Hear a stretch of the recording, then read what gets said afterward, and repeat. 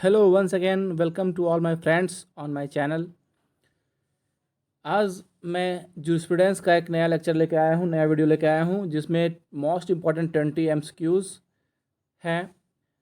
उन एमसीक्यूज़ के पहले थोड़ा सा जूरिस्प्रूडेंस को हम लोग डिस्कस कर लेते हैं, कवर कर लेते हैं। जैसा कि हम सभी जानते हैं हमारे एग्ज़ाम्स निकट हैं, तो बिना कोई समय गवाए शुरू करते हैं आज का ये वीडियो। इसमें आपको बहुत सारे एमसीक्यू मिलेंगे। मैंने 20 एमसीक्यू की सीरीज़ बनाई है, लेकिन इसके अलावा मैं बहुत इस लगभग दोगुना 40 से 45 एमसीक्यू आपको कवर करूँगा, ठीक है। तो मैं आशा करता हूँ अगर आप पेन और पेपर लेके बैठेंगे तो आपको ज़्यादा एमसीक्यू मिलेंगे इसमें, ठीक है। तो जूरिस्प्रूडेंस के ऐसे तो बहुत सारे स्कूल हैं, सबको पता है। जैसे कि एनालिटिकल है, हिस्टोरिकल है, सोशोलॉजिकल है, इथिकल या फिलोसफिकल स्कूल है, ठीक है, या अमेरिकन रियलिस्ट स्कूल है, ठीक है। तो ये स्कूल्स होते क्या हैं? स्कूल्स कुछ नहीं है, स्कूल्स विचारधारा हैं। अलग अलग जूरिस्ट का मानना है कि लॉ की कैसे उत्पत्ति हुई, कैसे लॉ बना, या जुडिशप्रूडेंस क्या है, उनके विचारधारा ही अलग अलग स्कूल हम कहते हैं, ठीक है।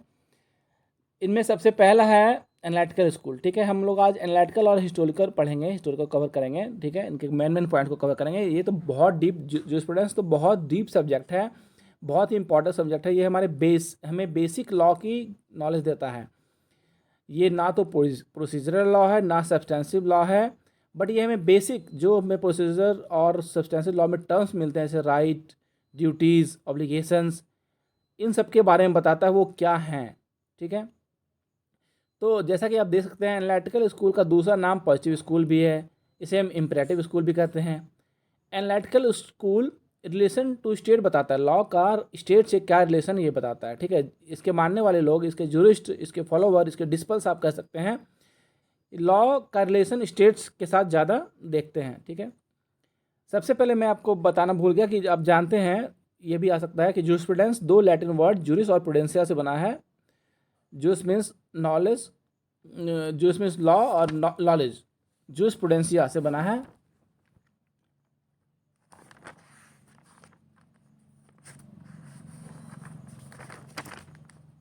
ठीक है। जूस मीन्स लॉ और प्रूडेंसिया मीन्स स्किल ऑफ नॉलेज, ठीक है। तो jurisprudence means knowledge of law, मत विधि शास्त्र आप मानिए, ठीक है। ठीक, ये तो सबको पता है, ये ऑप्शन में आ सकता है एमसीक्यू टाइप की jurisprudence is a Latin word. But MCQ मैं दोबारा नोट करा रहा हूँ, एमसीक्यू ये आ सकता है, ये भी आ सकता है कि जूरिस्प्रूडेंस को अलग से किस देश ने स्टडी के लिए माना, मतलब किस देश में जूरिस्प्रूडेंस को एक अलग स्टडी, अलग ब्रांच लागू हुआ, तो वो था रोमन्स ने जूरिस्प्रूडेंस को अलग ब्रांच के रूप में पढ़ना शुरू किया, ठीक है। The study of jurisprudence as a separate branch of knowledge started with the Romans, ठीक है। चलिए अब हम आते हैं कि एनालिटिकल स्कूल के इंपॉर्टेंट जूरिस्ट कौन कौन से थे, ठीक है। जैसा कि आप देख सकते हैं स्क्रीन पे, पहले थे जेरमी बेंथम, जॉन ऑस्टिन। बहुत इंपॉर्टेंट मैं बता रहा हूँ, और सारे हैं, बहुत सारे हैं, लेकिन ये इंपॉर्टेंट हैं। Jeremy Bentham, John Austin, H L Hart, Hans Kelsen, Holland और सालमंड, ठीक है। तो सबसे पहले जेरमी बेंथम की बात करते हैं। Jeremy Bentham is the founder of jurisprudence. Jurisprudence क्या है? एनालिटिकल जूरिस्प्रूडेंस के फाउंडर हैं। फाउंडर, आई रिपीट, फाउंडर हैं। देखिए, जेरमी बेंथम सबसे पहले जूरिस्ट थे। जॉन ऑस्टिन उनके डिस्पल थे, या कह सकते हैं फॉलोवर थे। बट जॉन ऑस्टिन को जूरिस्प्रूडेंस का पाम ट्री कहा गया, मतलब ताड़ का वृक्ष कहा गया, ठीक है। तो जॉन ऑस्टिन ज़्यादा फेमस हुए। जॉन ऑस्टिन को father of the English jurisprudence कहा जाता है, ठीक है। आई रिपीट, ये क्वेश्चन आ सकता है एमसीक्यू में, who is called father of the English jurisprudence, तो ऑप्शन आप मानेंगे जॉन ऑस्टिन, ठीक है। But who is the founder of jurisprudence? Jeremy Bentham, ठीक है। अब देखिए, इंपॉर्टेंट मैं बता रहा हूँ, बहुत इंपॉर्टेंट, वेरी वेरी इंपॉर्टेंट ये आएगा। जूरिस्प्रूडेंस बहुत वास्ट सब्जेक्ट है, इसमें बहुत सारे डिफिनेशंस हैं जो सभी को पढ़ने में थोड़ा डिस्टर्ब करता है, कन्फ्यूजिंग लगता है, याद करना पड़ता है। सभी लोग इससे भागते हैं, डरते हैं। बट जूरिस्प्रूडेंस जो समझ लेगा वो बहुत ही इंपॉर्टेंट, आगे फील्ड में बहुत अच्छा करेगा, चाहे एडवोकेसी हो, जुडिशरी हो, बेसिक्स ऑफ नॉलेज लॉ का हो, ठीक है। लेकिन हमें इसमें कुछ आपको डिफिनेशंस तो याद रखने पड़ेंगे। तो इसमें मैं बहुत ही मोस्ट इंपॉर्टेंट एमसीक्यू लेके आया हूँ, मोस्ट इंपॉर्टेंट डिफिनेशंस लेके आया हूँ, ठीक है। मैं आपको ट्रिक पॉइंट बताऊंगा, कीवर्ड्स बताऊंगा, जिससे आपको सारे डिफिनेशन याद रहेंगे। तो जेरमी बेंथम क्या थे, देखिए आप कंपेयर करके पढ़िएगा तो आपको याद रहेगा, जेरमी बेंथम और Austin. Jeremy Bentham was the founder, but Austin was the father of English jurisprudence, कोई कंफ्यूजन नहीं है। Jeremy Bentham was the founder, I repeat, Jeremy Bentham was the founder, but John Austin was the father of English jurisprudence, ठीक है। John Austin ने बाद में बहुत काम किया, इसलिए जॉन ऑस्टिन को फादर बोला जाता है, ठीक है। अच्छा, जेरमी बेंथम ने जेरमी बेंथम का प्रिंसिपल था प्लेन एंड प्लेजर। जिन्होंने भी क्लास किया है हमारे कॉलेज में, सबको पता है, मैम बहुत बार बोली थी, कम से कम 50 बार ये बोली थी, पेन एंड प्लेजर, याद रखना है, pain and pleasure. Jeremy Bentham का एक थ्योरी था कि लॉ को ऐसे करना चाहिए कि लॉ कितने लोगों को, या तो समाज के लोगों को पेन दे रहा है या प्लेजर देना है, ऐसे तुलना करना चाहिए लॉ की, ठीक है। यूटिलिटेरियन थ्योरी भी उन्होंने दिया था, यूटिलिटेरियन थ्योरी भी जेरमी ने दिया था, जेरमी बेंथम ने दिया था, ठीक है। दो इंपॉर्टेंट हो गया, पेन एंड प्लेजर थ्योरी किसकी है, जेरमी बेंथम की। यूटिलिटेरियन थ्योरी किसकी है, जेरमी बेंथम की। और इसका तीसरा बेसिक मेन पॉइंट है, जेरमी बेंथम का बुक था लिमिट्स ऑफ जूरिस्प्रूडेंस डिफाइंड। देखिए इसमें जूरिस्प्रूडेंस है, सबसे ज़्यादा कंफ्यूजिंग क्या है जूरिस्प्रूडेंस सब्जेक्ट में, कि बहुत सारे डेफिनेशंस में याद करने पड़ते हैं, और बहुत सारे बुक जो डिफरेंट जूरिस्ट ने लिखा है वह हमें याद करने पड़ते हैं। तो मैं आपको ट्रिक बता रहा हूँ, आपको कीवर्ड्स बता रहा हूँ, आपको याद रहेंगे। देखिए आप कंपेयर किए, Jeremy Bentham, John Austin, Jeremy Bentham was the founder, John Austin was the father of English literature, ठीक है। जेरमी बेंथम का बुक था, देखिए, लिमिट्स ऑफ जूरिस्प्रूडेंस डिफाइंड, बस एक वर्ड चेंज है, provinces of jurisprudence define. Austin की book है प्रोविंसेस ऑफ जूरिस्प्रूडेंस डिफाइंस। देखिए जब लिमिट्स ऑफ जूरिस्प्रूडेंस डिफाइंस आएगा तो जेरमी बेंथम, आप ऐसे याद कीजिए कि जेरमी बेंथम पहले आ गए थे, लेकिन उन्होंने एनालिटिकल स्कूल की व्याख्या की कुछ अपने लिमिट में रहते हुए, दायरे में रहते हुए, बट जॉन ऑस्टिन का दायरा बहुत बड़ा था। तो John Austin provinces of jurisprudence define, ठीक है, लिमिट्स को हटा के, लिमिट्स अगर वर्ड्स आएगा तो वो किसका बुक है, जेरमी बेंथम का। प्रोविंसेस अगर बुक आएगा तो किसका बुक है, वो जॉन ऑस्टिन का, ठीक है। Okay, next H L A heart ने कहा था law is the rules of, दो तरह के रूल्स होते हैं, प्राइमरी एंड सेकेंडरी। प्राइमरी होते हैं मेन रूल्स, और सेकेंडरी जैसे कि, ठीक है, दो रूल्स होते हैं। इनका बुक था कॉन्सेप्ट ऑफ लॉ, इनका बुक क्या था, कॉन्सेप्ट ऑफ लॉ। ये भी इंपॉर्टेंट, ये इंपॉर्टेंट है, ये सब आ सकते हैं क्वेश्चंस हमारे एग्जाम्स में। उसके बाद हैंस कैल्सन ने क्या किया, कैंसल का दो कीवर्ड आप याद रखिए, दो या तीन कीवर्ड रखिए, cancel pure theory of Kelsen. सारे ने जैसे लॉ को सभी जूरिस्ट ने सभी अपने अपने तरीके से व्याख्या करते हैं, कोई कहती है लॉ इज सोशल साइंस, कोई कहता है law is theory of positive science, कोई कहता है लॉ इज साइकोलॉजिकल साइंस, ठीक है, कोई कहता है लॉ इज फिलोसफिकल साइंस, ठीक है। बट कैल्सन, याद रखिएगा नाम, प्योर थ्योरी ऑफ लॉ किसने दिया था, कैल्सन ने दिया। प्योर थ्योरी ऑफ लॉ किसने दिया था, कैल्सन ने दिया था। प्योर में कहता है लॉ इज डिफरेंट, लॉ को मोरल से, लॉ को इथिक्स से, लॉ को सोशल से, लॉ को फिलॉसफी से हम अलग रखेंगे। प्योर थ्योरी किसने कहा था, कैल्सन ने। आप कैल्सन के आगे जहाँ भी प्योर थ्योरी आएगा कैल्सन मारेंगे, ठीक है। दूसरा वर्ड्स क्या है इसमें, कीवर्ड्स क्या है, law as a normative science, इसने कहा था law as a normative science, Kelsen ने कहा था। और तीसरा कीवर्ड क्या है, लॉ, इन्होंने कीवर्ड दिया था ग्राउंड नॉर्म मतलब बेसिक लॉ, जो बेसिक लॉ सुप्रीम लॉ है वो सबसे आगे, बाकी लॉ सारे गवर्न है। जैसे इंडिया में ग्राउंड नॉर्म है कॉन्स्टिट्यूशन, उसके बाद नीचे आईपीसी, सीआरपीसी वगैरह वगैरह वगैरह, ठीक है। तो ग्राउंड नॉर्म, एक दिन उन्होंने पॉइंट दिया था, एक शब्द दिया था, एक वर्ड दिया था, ground norm pure theory normative science, जहाँ भी आएगा कैल्सन।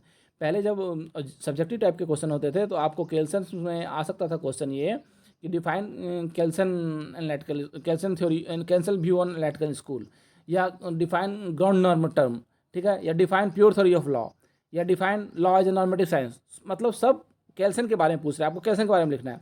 तो कैल्सन के अगेंस्ट में आपको तीन टर्म याद रखने हैं, pure theory of law, ground norm और law as a normative science, ठीक है। नेक्स्ट हॉलैंड है, हॉलैंड की एक बुक याद रखनी है, एलिमेंट्स ऑफ जूरिस्प्रूडेंस, ठीक है, ज़्यादा कुछ याद रखनी है। सॉलमंड है, सॉलमंड भी बहुत इंपॉर्टेंट है, उनकी बुक है जूरिस्प्रूडेंस एंड लीगल थ्योरी, ठीक है, जूरिस्प्रूडेंस एंड लीगल थ्योरी। तो ये सारे एनालिटिकल स्कूल के जूरिस्ट हो गए, कौन कौन हो गए, Jeremy Bentham, John Austin, H L A. Hart, Kelsen, Holland, Salmond, ठीक है। इतना आपको याद रखना है, ज़्यादा याद रखने की जरूरत नहीं है। अब ये अभी मैं आपको थोड़ा बता रहा हूँ कि एनालिटिकल स्कूल वालों को क्या मानना था। एनालिटिकल स्कूल वालों का मानना था कि लॉ ही स्टेट है, मतलब स्टेट जो कह दिया, या सॉवरन ने जो कह दिया।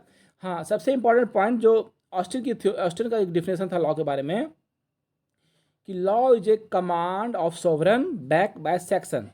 Law is a command of sovereign backed by section. आप मेरे साथ बोलें, law is a command of sovereign backed by section. 3 word याद रखने इसमें, कमांड, सोवरन एंड सैंक्शन। ठीक है, मैम ने बहुत बार रिपीट करवाया था हमें क्लास में, law is a command of sovereign backed by section. Austin ये मानते हैं कि लॉ कुछ नहीं है, जो सोवरन ने बोल दिया, जो सुपीरियर ने बोल दिया, जो हेड ने बोल दिया, सोवरन ने बोल दिया, ठीक है, वही है लॉ। ठीक है, ये इनको मतलब नहीं है कि लॉ सोसाइटी के साथ जन्म हुआ या अपने कस्टम से आया, ट्रेडिशन से, नहीं। इन्होंने कहा लॉ ने सोवरन जो कमांड दिया वही है लॉ। ठीक है, तो इन लोगों का एनालिटिकल स्कूल वालों को ये मानना था। ठीक है, इनको लॉ की उत्पत्ति से, लॉ कैसे आया, सोर्स वगैरह से ज़्यादा मतलब नहीं था। ठीक है, तो इनके कुछ क्रिटिसिज्म हुए। अब देखिए क्रिटिसिज्म पढ़ेंगे हम लोग। ठीक है, एनालिटिकल स्कूल का क्रिटिसिज्म है कि इन्होंने कस्टम को इग्नोर किया। पहला पॉइंट क्या है, इन्होंने कस्टम को इग्नोर किया। जैसे इंडिया में बहुत सारे कस्टम्स लॉ बने, जैसे आप देखिए कि ट्रेडिशंस लॉ बने इंडिया में। ठीक है, लेकिन इंडिया पॉइंट व्यू से ये एनालिटिकल स्कूल का क्रिटिसिज्म का पहला पॉइंट यही है, कस्टम इग्नोर्ड। जैसे कि हिंदू रीति रिवाज में जैसे शादी होती थी, बाद में हिंदू मैरिज एक्ट बना। मुस्लिम रीति रिवाज में जैसे शादी होती थी, पहले से सदियों से होती आ रही थी, बाद में मुस्लिम मैरिज एक्ट बना। ठीक है, प्रेसिडेंट्स को भी इन्होंने इग्नोर किया। प्रेसिडेंट्स मतलब होता है पूर्ण निर्णय, जो हमारे हाई कोर्ट, सुप्रीम कोर्ट जो निर्णय देते हैं वो भी लॉ बन जाता है। उन्होंने इसको इग्नोर किया। इन्होंने सिर्फ कमांड, सोवरन का कमांड को लॉ मानते थे। इन्होंने वोकजिस्ट को इग्नोर किया। देखिए एनालिटिकल स्कूल के बाद हम पढ़ेंगे हिस्टोरिकल स्कूल, जिसमें आपको वोकजिस्ट वर्ड से सामना होगा। वोकजिस्ट मतलब होता है विल ऑफ द पीपल, लोगों की चेतना। वोकजिस्ट का हिंदी अर्थ है लोक चेतना। तो हिस्टोरिकल स्कूल वालों का मानना है कि जैसा लोग सोचते हैं, जैसा कि लोग की चेतना है, उसके अनुसार लॉ बनता है। जैसा लोग मानते हैं, मानते चले हैं, उनके अनुसार लॉ बनता है। तो एनालिटिकल स्कूल वालों ने इसको इग्नोर किया, तो ये भी एक इनका पॉइंट है, क्रिटिसिज्म पॉइंट है। उसके बाद फोर्थ पॉइंट है लॉ कन्फरिंग द प्रिविलेज। ठीक है, उसके बाद इसमें पांचवा पॉइंट है इग्नोर्ड इंटरनेशनल लॉ। ठीक है, ये सारे आपको एमसीक्यू में आ सकते हैं। ठीक है, sanctions are always not necessary. क्या कि हमेशा कोई जरूरी नहीं कि सैंक्शन, कुछ लोग खुद से भी लॉ मानते हैं। ठीक है, सैंक्शन नहीं है। और कमांड को इसने ज़्यादा ओवर एम्फेसाइज किया एनालिटिकल स्कूल वालों ने। ठीक है, अब हम पढ़ते हैं, टाइम नहीं है ज़्यादा, हिस्टोरिकल स्कूल के बारे में पढ़ते हैं। हिस्टोरिकल स्कूल की उत्पत्ति कैसे हुई। जैसे एनालिटिकल स्कूल का ज़्यादा बोलबाला हुआ, 1800 में एनालिटिकल स्कूल था। तो उसके बाद फ्रांस में क्रांति, फ्रेंच रिवोल्यूशन आया, और डार्विनियन थ्योरी ऑफ इवोल्यूशन भी आया। ठीक है, तो ये 2 कारण माना जाता है। ऐसा एग्जाम में एमसीक्यू में आ सकता है कि what was the reason of the overcome of historical school. मतलब इन्हें पूछ सकता है कि ऐतिहासिक विचारधारा के उत्पत्ति का क्या कारण था। तो French revolution and Darwinian theory of evolution भी आया था। ठीक है, अब इसके मेन जूस्ट हैं वॉन सेवग्नी, F.K. वॉन सेवग्नी। ठीक है, पुचता, हेनरी मैने, मॉन्टेस्क्यू, एडमंड बुर्के और गुस्ताव हुगो। ठीक है, तो आपको 2 इंपॉर्टेंट पढ़ने हैं, ज़्यादा नहीं पढ़ने हैं। हमें जो डीप में नहीं पढ़ना, डीप तो इसका कोई अंत नहीं है जो स्टूडेंट्स का। आपको मेनली पढ़ते हैं सेवग्नी और मैने, F.K. वॉन सेवग्नी एंड हेनरी मैने। तो सेवग्नी को father of the historical school कहा जाता है। क्या कहा जाता है सेवग्नी को? Father of the historical school. ये जर्मनी के थे। ठीक है, और इन्होंने एक ऐसे लिखा था वोम वेरऑफ, ऐसे लिखा था VOM वोम वेरऑफ। ठीक है, तो इसी ऐसे में इन्होंने एक वर्ड दिया था वोकजिस्ट। ठीक है, वर्ड क्या दिया था? वोकजिस्ट। आपने गाड़ी सुनी होगी, मारुति, टाटा की गाड़ियाँ देखी होगी, तो वॉक्सवैगन की गाड़ियाँ देखी होगी। तो वॉक्सवैगन जर्मनी की कंपनी है। ठीक है, तो ये जर्मनी के थे, F.K. वॉन सेवग्नी। तो उन्होंने वर्ड दिया था वोकजिस्ट, जिसका अर्थ होता है विल ऑफ द पीपल। इसका अर्थ होता है विल ऑफ द पीपल। ठीक है, तो इनका मानना था, हिस्टोरिकल स्कूल वालों का मानना था कि जैसा कि लोग चाहते हैं, जैसा कि लोगों की इच्छा है, लोगों की इच्छाओं के अनुरूप लॉ बनता है। जैसे लोग मानते चले आ रहे हैं सदियों से, धीरे धीरे लॉ उत्पत्ति हो रहा है। इनका मानना था हिस्टोरिकल स्कूल वालों का कि लॉ तो सोसाइटी से पहले से है, बाद में सोसाइटी आया, पहले लॉ आया है। एनालिटिकल स्कूल वालों का क्या मानना था कि लॉ कमांड ऑफ सोवरन, जो ऊपर वाला बोल दिया वही लॉ है। लेकिन ऐसा नहीं है। ये हिस्टोरिकल स्कूल बोलते थे लॉ सदियों से चला आ रहा है, पहले भी लॉ होता था। ठीक है, ये कोडिफिकेशन के अगेंस्ट थे ये। ठीक है, हिस्टोरिकल स्कूल वाले। उसका दूसरा इसमें मेन जूरिस्ट हैं सर हेनरी मैने। दूसरे जूरिस्ट कौन है? हेनरी मैने। इन्होंने 4 stage of development of law दिया था। क्या दिया था इन्होंने? 4 stages of development law, divine law, customary law, raw J priest and codification, 4 stage दिया था। Divine law, customary law, priest law जो साधु संत बोलते थे, या हर रिलीजन के जो मैन हमारे गुरु सदगुरु बोलते हैं, मुस्लिम में जो मुल्ला मौलवी वगैरह बोलते हैं, ठीक है, तो उनको। और फोर्थ क्या, कोडिफिकेशन। 4 तरह का लॉ इन्होंने डेवलपमेंट स्टेज बताया था लॉ का डिजाइन, ठीक है, मैन इनका है, ठीक है। इनकी बुक इंपॉर्टेंट है, बुक याद रखिएगा। इनकी बुक है एंशियंट लॉ, हेनरी मैने की बुक है, सर हेनरी बुक की में है एंशियंट लॉ, ठीक है। अच्छा, और दूसरे मैन जूरिस्ट हैं मोंटेस्क्यू, फ्रांस के थे। इनकी एक बुक याद रखिएगा, स्पिरिट ऑफ लॉज, इनकी बुक है स्पिरिट ऑफ लॉज, ये मैन मैं बता रहा हूँ। और एडमंड बुर्के इनकी बुक है reflection of the revolution of France, ये फ्रांस के थे, ठीक है, इसलिए इन्होंने बुक लिखी थी reflection on the revolution of France, ठीक है। और अलग जूरिस्ट थे गुस्ताव हुगो। देखिए एमसीक्यू में ऐसे भी आ सकता है, sir Henry was the jurist of which school, historical school, analytical school, तो आपको मानना है एनालिटिकल स्कूल। आप फिर से एक बार मेरे साथ रिपीट करेंगे। एनालिटिकल स्कूल में आंख बंद कर सकते हैं आप, एनालिटिकल स्कूल में थे jurist Jeremy Bentham, Austin, Hart, Kelsen, Salmond, Holland. और हिस्टोरिकल स्कूल के मैन जूरिस्ट थे Savigny, Puchta, Maine, Montesquieu, Edmund Burke, Gustav Hugo. यहाँ पे मैं एक बात बता सकता हूँ कि ऐसा कोई जरूरी नहीं है कि एक जूरिस्ट सिर्फ एक ही स्कूल के मानने वाले हों, ऐसा नहीं है। एक जूरिस्ट हो सकता है 2 स्कूल 3 स्कूल को ही मानते हों, ठीक है।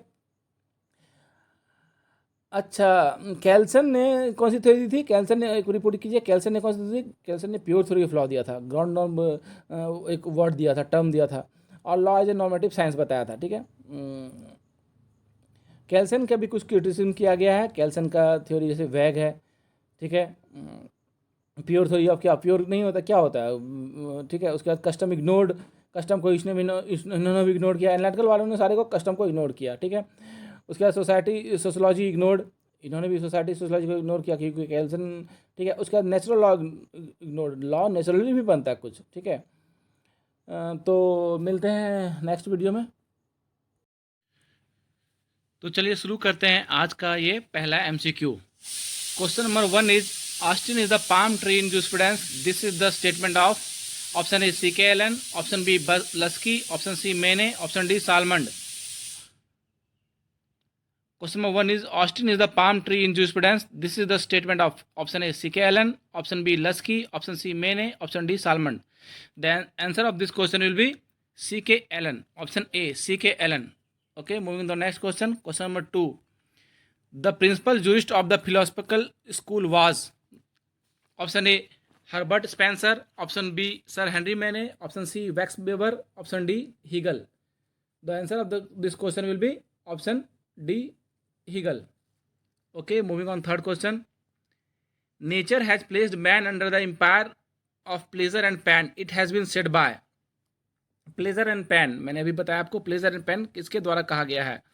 A Bentham, B Austin, C Pound, D Hobbes. So the answer of this question will be option A. Now moving on question number 4. Who said that jurisprudence is the eye of law? Option A Maine, option B Savigny, option C Pound, option D Laski. So the answer of this question will be option D, Lusky. Now question number 5. Law is the normative science. Who said this? Option A, Kelsen, option B, Holland, option C, Friedman, option D, Patton.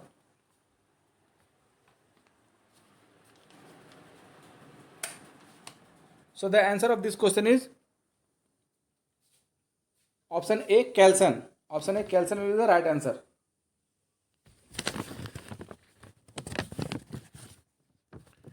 Now moving to the next question. Question number 6. Father of English jurisprudence is considered to. Father of English jurisprudence is considered to, मैंने आपको अभी बताया। Option A John Austin, option B Jeremy Bentham, option C H L A. Hart, option D Kelsen. तो father कौन है? Father है John Austin. Father is John Austin और Jeremy Bentham is founder. Jeremy Bentham founder, दोनों में कंफ्यूज नहीं करना है। जेरमी बेंथम को फाउंडर कहा जाता है, John Austin is the father. Now moving on question number 7. Who said that jurisprudence is the philosophy of positive law? Who said that jurisprudence is the philosophy of positive law? Option A Gray, option B Holland, option C Hart, option D Austin. So the right answer of this question will be option D Austin. Option D Austin will be the right answer. Now moving on the next question. Question number 8. Who said that right is an interest recognized and protected by law? Option A, Eyring. Option B, Austin. Option C, Holland. Option D, Kelsen. So the right answer of this question will be option A, Eyring. Question number 9. A duty arising out of violation of other duty is called option A, legal duty. Option B, relative duty. Option C, imperfect duty. Option D, secondary duty.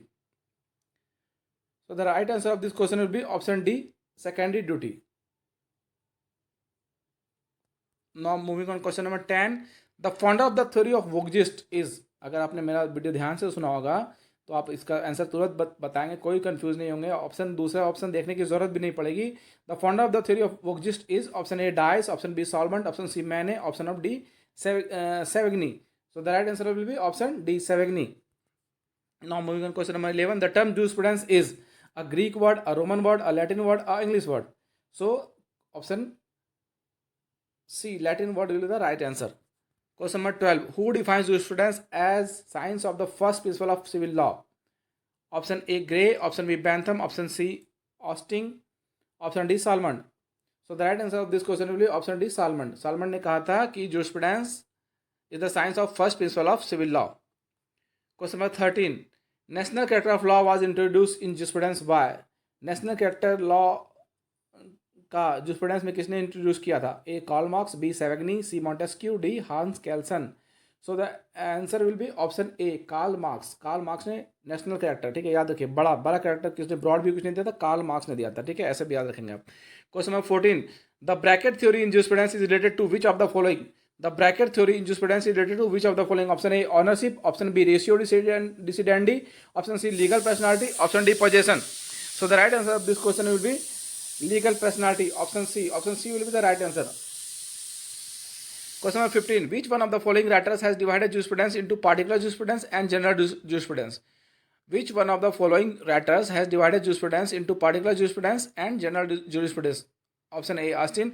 Option B, Bentham. Option C, Holland. Option D, Salmond. So the right answer of this question will be option A, Austin. Option A, Austin ने इसको divide किया था, ठीक है.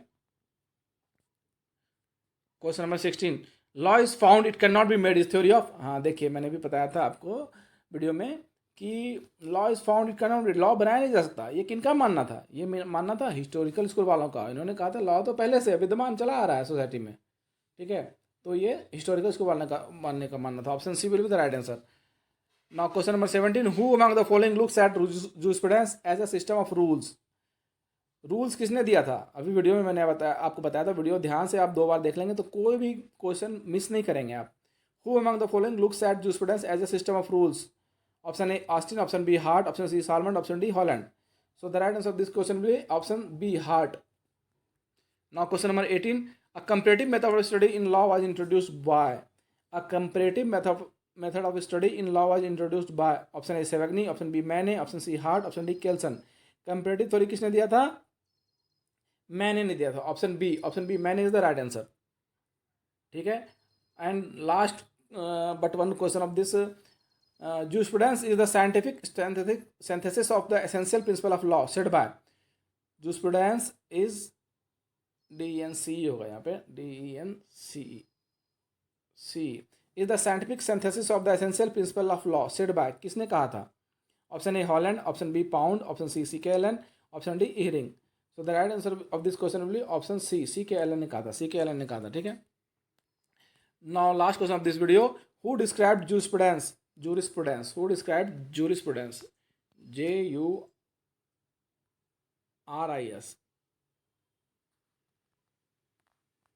jurisprudence as lawyers extra person. ये बहुत important question है, most important question, ये आना ही आना है, ठीक है. A, Savigny. B, Salmond. C, Julius Stone. And D, Austin. तो याद रखेंगे, जूलियस स्टोन ने कहा था. किसने कहा था? जूलियस स्टोन ने कहा था. जूलियस स्टोन ने कहा था jurisprudence को लॉयर्स एक्स्ट्रावेगेशन. jurisprudence की स्पेलिंग यहाँ पे आप ठीक कर लेंगे. jurisprudence, JURIS. prudence, PRUDENCE.